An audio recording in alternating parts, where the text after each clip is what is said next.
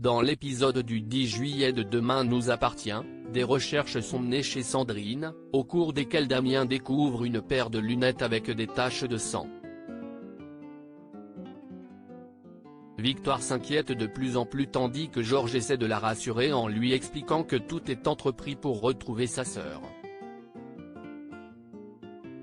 Au commissariat, Aurore interroge Leslie et s'étonne qu'elle ait été prête à s'engager avec Sandrine après quelques semaines de liaison.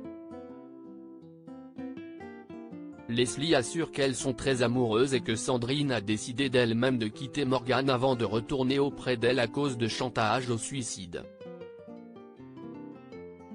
Si est quand Leslie a voulu parler de leur rupture plus calmement qu'elle s'est rendue chez son amante sans la trouver. Aurore lui annonce donc que Sandrine a disparu depuis 3 jours. Plus tard alors que l'équipe met ses trouvailles en commun, Georges explique que le portable de Morgane a borné à Paris. Convoqué au commissariat, Gabriel raconte aux policiers que sa mère s'apprête à repartir pour la Guadeloupe maintenant qu'elle n'est plus avec Sandrine. Aurore lui apprend que cette dernière a disparu et que le timing de sa mère ne joue pas en sa faveur. Elle lui défend cependant de la prévenir, tout en espérant qu'il le fera, ayant mis son portable sur écoute. Une fois seul, le jeune homme ne tarde pas à faire ce dont Aurore se doutait et laisse un message à sa mère pour l'avertir. Sandrine est retrouvée dans Demain nous appartient pendant que Nordine apprend à Aurore que Morgane ne s'est pas présentée à l'enregistrement de son vol. Un ostréiculteur trouve une barque à la dérive dans laquelle il voit le corps inconscient de Sandrine.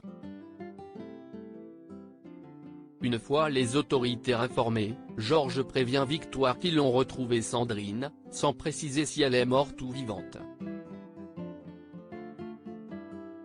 Ailleurs à 7, Jack et Ryan discutent du physique de célébrité quand Jack explique qu'il a vu qu'une formule existe pour noter la beauté selon la symétrie du visage. Pour rire, Ryan lui demande quelle note il lui mettrait, et Jack le vexe en répondant 7/10. Tout au long de la journée, cette note tracasse Ryan qui, pour se venger, décide de réinstaller une app de rencontre. Cette fois-ci c'est Jack qui prend la mouche et retourne chez lui où il raconte tout à son frère. Jordan lui conseille de mettre son ego de côté et quand le couple se retrouve au Spoon, ils commencent à se réconcilier. Jusqu'à une nouvelle bourde de Jack qui fait partir Ryan. Enfin pendant son hébergement chez Raphaël Perrault, Emma a l'occasion d'apprendre à connaître Martin hors des murs du commissariat. Quand il apprend qu'elle cherche un job d'été, il la propose à Roxane et Sarah qui cherchent une babysitter pour Enora. Face à la réticence de Roxane, Sarah lui rappelle que tout le monde a le droit à une seconde chance, surtout les ados à problème, et qu'elle devrait le savoir mieux que quiconque étant donné son passé houleux.